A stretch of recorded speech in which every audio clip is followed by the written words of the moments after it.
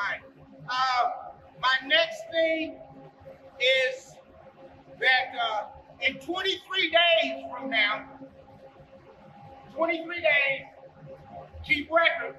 What's today, the 2nd? So on the, what, 25th of July? Huh? No. I wish. But we'll have 500 days without a lost time accident. 500 days. Now that's an excellent accomplishment.